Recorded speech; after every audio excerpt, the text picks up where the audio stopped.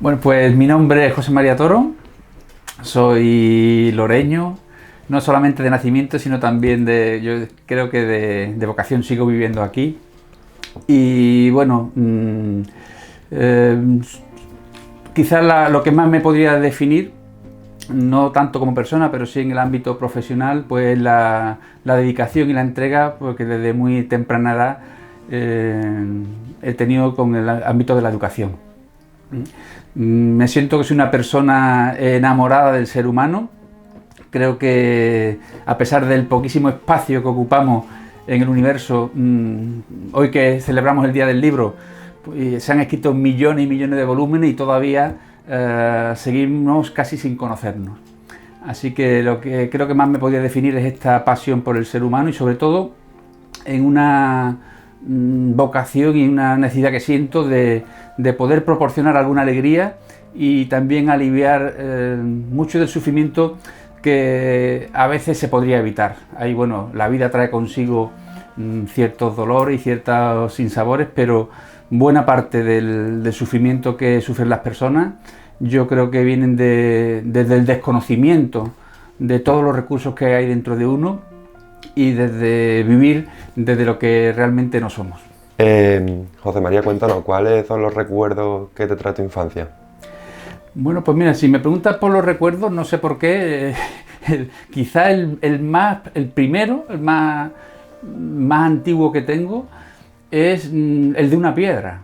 El de una piedra, así que decíamos biseña, en una piedra lisa, que había en las morerías, en la calle Tetuán, que es donde yo nací. De pequeño me decían que la cigüeña me había dejado en el naranjo, en el limonero del patio, ¿no?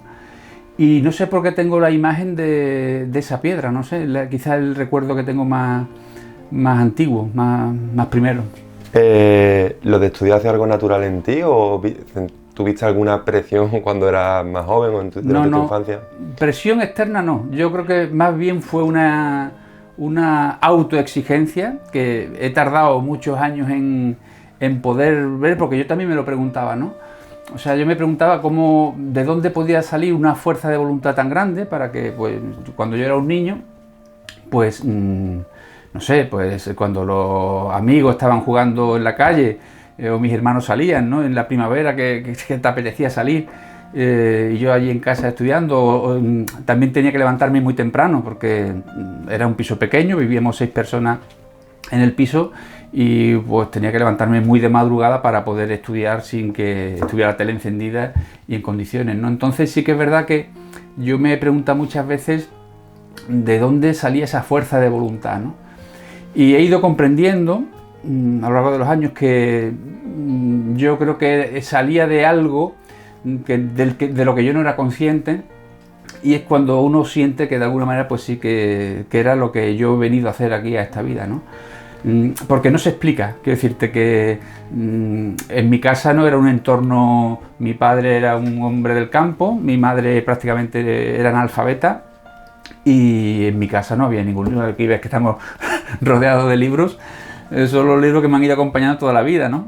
Pues de chico los 10 duros que me daban tenía que sacrificar el ir al cine para poder comprar los libros, ¿no? Pero no era algo que yo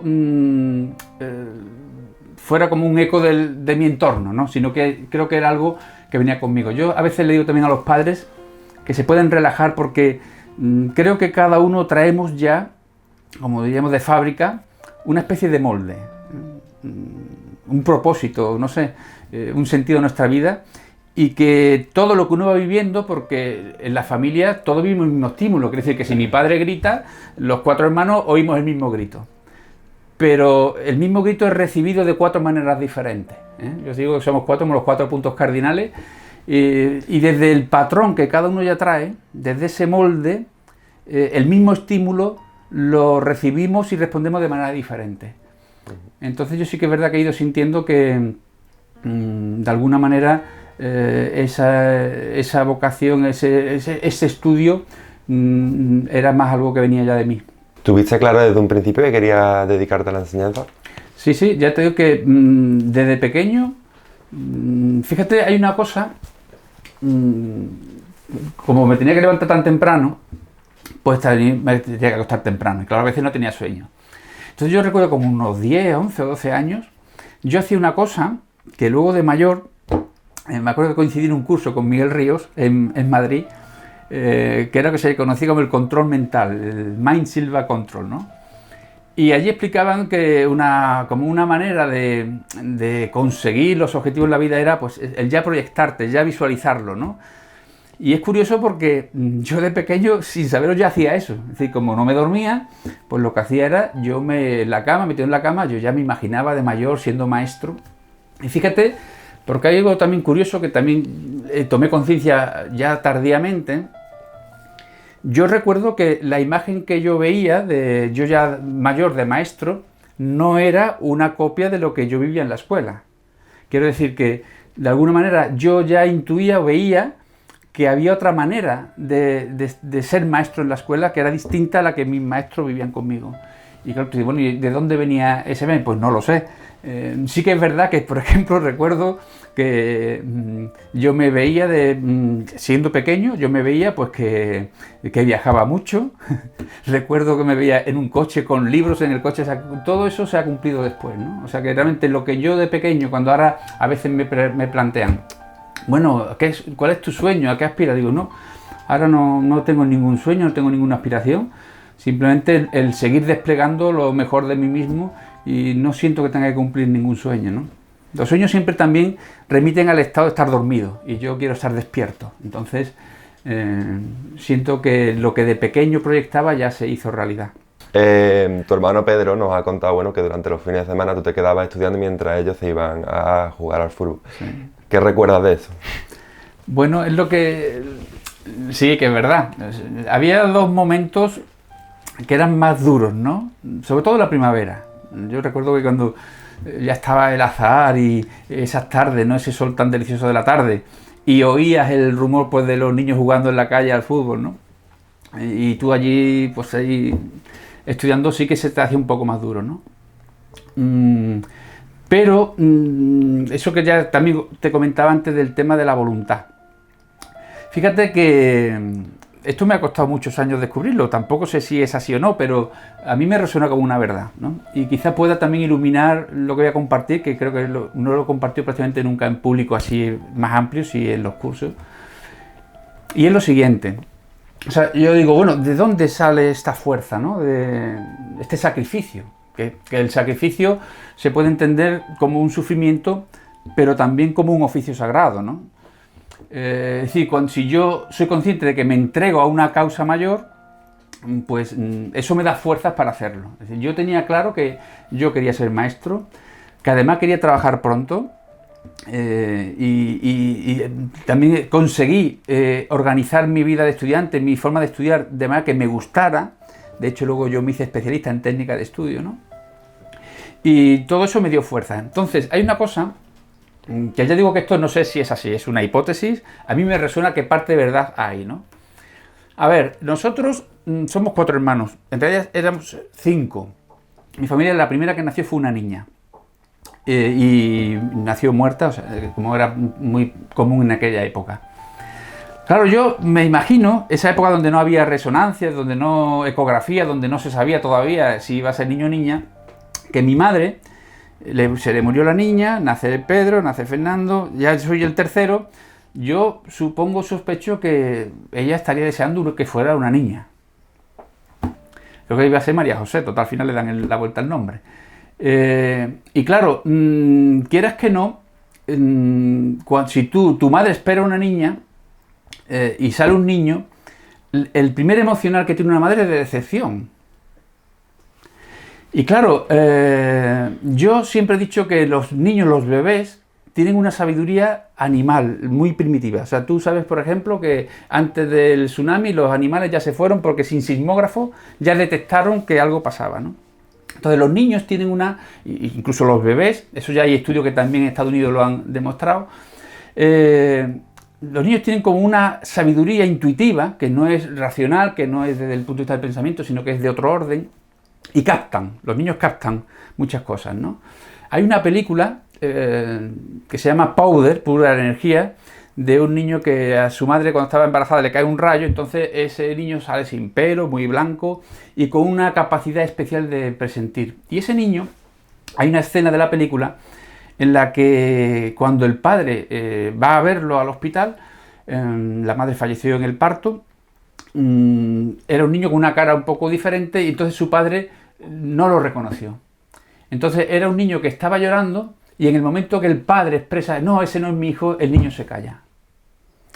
Es decir, es como que el bebé capta de alguna manera el emocionar, la vibración de un adulto que no lo acepta, ¿no? Entonces, me pongo esta hipótesis, pues si mi madre esperaba una niña y recibe un niño, pues hay una decepción. Claro, esa decepción significa que de alguna manera si yo, bebé, capto una vibración de que el entorno esperaba una cosa diferente, yo ahora voy a tener que mostrar o demostrar que valió la pena la decepción, ¿no? Esto es una cosa, ya digo, es una interpretación que yo hago personal, muy discutible, pero que al menos a mí le da sentido a mi vida. Explica decir por qué. Porque yo recuerdo, por ejemplo, pues en distintos momentos de mi vida, cuando estaban a punto de detenernos, cuando hicimos las manifestaciones contra la selectividad y todo eso, que a mí no me importaba que me metieran en la cárcel. A mí lo que más me dolía era que mi madre, lo que pudiera sentir mi madre, no porque a mí que puede ser como una medallita que se pone uno en aquella época, mira, te han metido en la cárcel, ¿no? Por luchar contra la selectividad. Entonces, yo creo que de alguna manera, fíjate, últimamente los niños, yo hablo mucho con los niños, y ya en distintos sitios de España, los niños expresan una cosa que nunca yo había oído antes, ¿no? Los niños te dicen, no, yo he elegido a mi mamá. Hay incluso quien dice, bueno, elegir la familia es un accidente, es decir, pues tú naces en esta familia porque sí. Depende de la visión que tengas del ser humano. Si tú crees en un componente, diríamos, más trascendente o más espiritual, y somos mucho más que un conjunto de células que se organizan, sino que hay otra dimensión más secreta, más oculta, más profunda o más elevada, que al final es lo mismo, podemos, bueno, los niños lo dicen, así con esa naturaleza, dicen, no, yo iba sobrevolando, veía muchas barriguitas de aquí, ¿no? Eso expresa, no sé, es una hipótesis que hay, de si de alguna manera nuestro ser con mayúscula elige la familia. No es una lotería. Y lo elige en función de lo que es tu proyecto de vida, de la tarea que tú vas a tener que hacer en la vida. Entonces, si tú enganchas y dices, a ver, porque yo a esto uno, que yo tuve un sueño, de estos sueños que se te quedan grabados a fuego que no sabes por qué, un sueño en el que yo me veía como en otra dimensión, en otro mundo, y un ser enorme me decía que tenía que volver otra vez, que me decía, tienes que volver a bajar, me decía, sí, tienes que volver a bajar para enseñar. Y que yo me acuerdo, yo recuerdo la expresión que decía, otra vez, como diciendo, es algo que ya he hecho otras veces, ¿no? Otra vez sí, me tranquilizaron porque dije, bueno, vas a tener una vida tranquila, sin sobresalto, pero tienes que trabajar. Entonces, es como que de alguna manera esa vocación, necesidad de enseñar, yo la he tenido siempre. Yo cuando a veces me han preguntado por los maestros, ¿no? Y yo he dicho que hay 4 tipos de maestros. Uno es el maestro del sueldo, que va por sueldo, es el que se hace maestro por lo que gana, por las vacaciones, como hay que trabajar en algo, pues bueno, en el magisterio. Es el maestro que va, cumple, a veces ni siquiera cumple, lo que quiere es cobrar. Luego está el maestro profesional. Cada uno que voy describiendo, el anterior lo incluye, pero da un salto más. Es decir, que el maestro se siente que es un profesional y desarrolla su trabajo pues de manera más impecable que pueda a nivel profesional. Ese también cobra su sueldo, por supuesto. Luego tenemos el maestro de vocación. El maestro que es un buen profesional, cobra su sueldo, pero pone un plus más y que ya no solamente se queda en un desempeño bueno de su profesión, sino que ya es una persona que se entrega más, por decirlo así, ¿no? No importa echar más tiempo, en fin, es un maestro que ya responde a una vocación. Vocación significa llamada, como que la vida le llama a este trabajo. Y luego está un cuarto grado, yo diría que es el maestro de destino, que cobra su sueldo, es un buen profesional, es un maestro vocacional, pero además es la persona que está en su destino. Y claro, cuando las personas, yo creo que cuando las personas, en las opciones que tomamos en la vida, vamos respondiendo a ese destino, pero destino no significa que estemos predestinados a esto. No es que tú estés... No, el destino es un horizonte que la vida te marca. Y si tú, por lo que sea, tienes la suerte o la sabiduría o la posibilidad de avanzar en tu vida hacia lo que es el horizonte, para eso has nacido, por eso se te da también trae contigo, bueno, lo mismo, tú traes ya unas cualidades determinadas y eliges, en esa inteligencia de otro orden, eliges el entorno familiar que te va a facilitar eso. Quiero decir, pues si yo a lo mejor hubiera tenido mi madre hubiera expresado el primer gesto, fuera, ¡ay, qué bien, qué alegría, un niño!, ¿no? Pues a lo mejor no tendría esa cosa más inconsciente o más profunda de tener que, por eso poder hincar los codos, ¿no? Y esa fuerza de voluntad, porque yo, aunque no he sido una niña, pero voy a valer la pena, por decirlo así, ¿no? Y entonces, de alguna manera, vas sacando de ahí una fuerza que es necesaria para recorrer esa travesía hacia el horizonte de lo que es tu destino. Que, insisto, el destino no es una determinación biológica, no es que te va a pasar, no. La vida es un menú, tú ya vienes con un menú, es decir, no te puedes salir del menú. Yo tengo un ADN, yo, aunque quisiera ahora volar aquí como un pájaro, pues no, mi ADN no lo permite. Yo tengo una constitución familiar, una pasta familiar, que hace que sea más propenso a unas cosas y más inmune a otras. O sea, de ahí no nos podemos salir. Pero sí que es verdad que aunque si en mí pudiera haber una propensión, por ejemplo, a la hipertensión, porque en mi familia hay una propensión a la hipertensión, si yo en mi vida me trabajo la relajación, la meditación, aprendo cosas que me ayudan a que aunque esté en el menú la hipertensión, no voy a pedir ese plato. Y por eso es tan importante el trabajo de la conciencia. Yo creo que el mayor regalo que se le puede hacer a una persona es que se haga consciente. Entonces vas viendo, conforme tú vas accediendo a conciencia, te das cuenta que la vida no es una lotería, no es una tómbola, no es una cuestión de suerte, sino de conciencia. Lo que yo ahora puedo, es verdad que hubo momentos que a mí me hubiera gustado que de pequeño pues hubiera visto un adulto, a lo mejor me lo decían, pero yo no era receptivo a ese mensaje. Me dijeron, bueno, no pasa nada, si suspender no pasa nada. Para mí suspender hubiera sido un drama, ¿entiendes? Entonces eso hace que de alguna manera, cuando sientes que estás en sintonía con lo que es tu destino, en este sentido que estoy explicando, esa es la felicidad para mí. José María, ¿cuáles fueron los motivos para irte a Madrid? Bueno, en Madrid yo estuve 3 años en Madrid, del 89 al 92. Y yo me fui a Madrid porque yo en esa época participaba de una asociación de educadores que trabajamos con niños, el Movimiento Junior, que lo que hacíamos era, trabajamos con niños del ambiente rural, obrero y marginal, y era en aquella época donde los niños no, como hoy, que no había campamentos, no había prácticamente nada para los chavales, eran organizaciones que creo que la experiencia para los niños era muy rica, porque primero eran como grupos, se reunían semanalmente en grupo. Luego, a su vez, como formamos parte de un movimiento que estaba a nivel estatal, íbamos a encuentros en Sevilla, en Andalucía y a nivel de España, ¿no? Entonces, esa asociación, el Junior, me propuso, de toda la organización, había en Madrid 5 personas que estaban liberadas, dedicadas a coordinar todo el movimiento a nivel nacional, ¿no? Entonces, a mí me pidieron que estuviera allí. Y estuve 3 años dedicado. Yo llevaba en el Junior, a nivel de la comisión permanente que se llamaba, llevaba el área de formación. Ahí estuve 3 años elaborando los planes de formación de los educadores de ese movimiento, y también llevé la parte de internacional, ¿no? Entonces eso también me permitió, pues yo sabía que me quedaban muchos años de maestro, y bueno, me costó porque claro, era irte a Madrid, era a ganar menos de la mitad de lo que ganaba como maestro, porque claro, a nosotros nos pagaban los sueldos las cuotas, las aportaciones de los educadores del movimiento, ¿no? Entonces, pero bueno, yo sabía que era todavía muy joven, que tenía muchos años de magisterio por delante, y sentía que la vida me pedía eso, y yo me ofrecí. Y la verdad es que no me arrepiento para nada, porque conocía muchísima gente, que ahora que viajo mucho ya así para los cursos y las conferencias, pues siempre quedaron ahí amigos, y fue para mí una experiencia muy rica, la verdad. Es más, yo te diría, fíjate que al movimiento Junior, yo tengo que agradecerle algo impagable, porque, a ver, imagínate, yo estaba estudiando magisterio y estaba en ese movimiento. Entonces, Imagínate que a lo mejor hemos organizado, vienen aquí a Lora a un encuentro los niños de Araal, de Morón y de Sevilla, aquí a Lora. Y hemos organizado en un colegio estar todo el sábado entero en actividad al aire libre. Y resulta que sale lloviendo.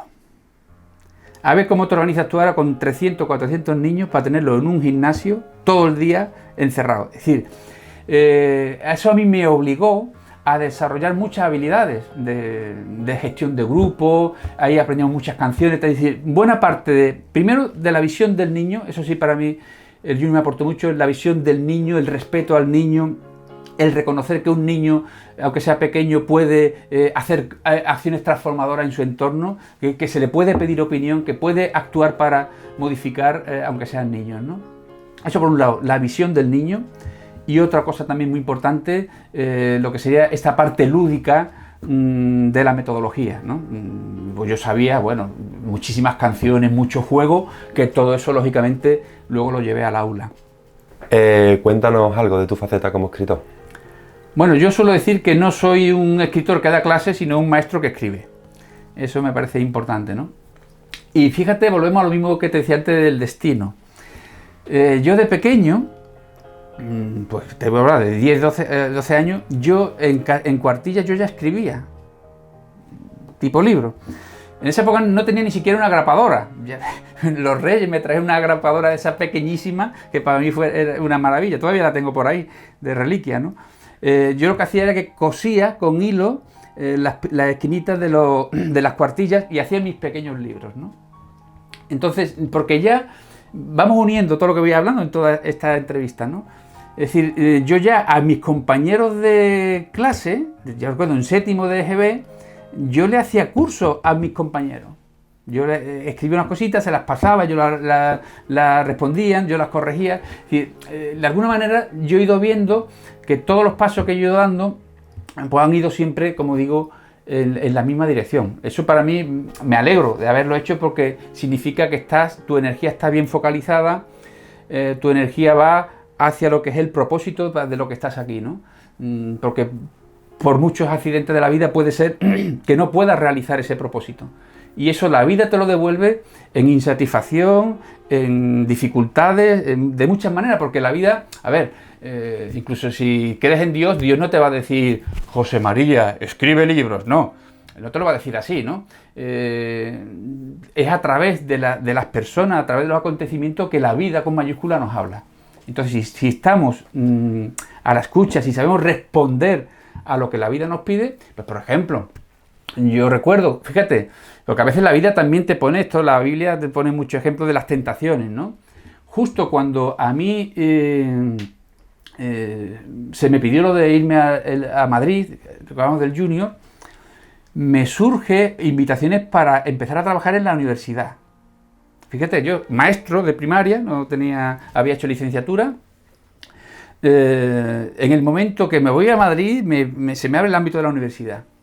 Y claro, si yo miro ahora, para atrás, y bueno, si yo no hubiera ido a Madrid, si yo me hubiera metido en la universidad, yo no habría tenido mis alumnos de primaria, que a la vuelta de Madrid es cuando yo realizo mi sueño de maestro, que es lo que luego comparto en Educar con Corazón. Entonces, sí, podría ser un profesor de universidad, no sé, pero no habría hecho lo que he hecho, que es lo que siento que yo realmente he realizado lo que tenía que hacer. Entonces, yo fíjate, no he dejado de vivir, porque no es una licenciatura, porque no, yo ya bastante estudié, como digo, bastante estudié para poder tener acceso directo y tener trabajo inmediatamente. Y una vez que yo ya tenía mi vida resuelta, yo ahora sigo estudiando, pero no ya para que me pregunten, sino para responder mis propias preguntas, ¿no? Entonces, pues fíjate, yo sin ser licenciado, yo tengo solamente el título de maestro, pero sin tener licenciatura, yo participo de profesores máster de varias universidades en España y en América. Y fíjate lo que te digo, no he necesitado la titulación. Pero claro, no tengo la titulación, pero sí siento que tengo el bagaje, el curre, el trabajo, la investigación, que muchas personas que con la titulación no la tienen, ¿no?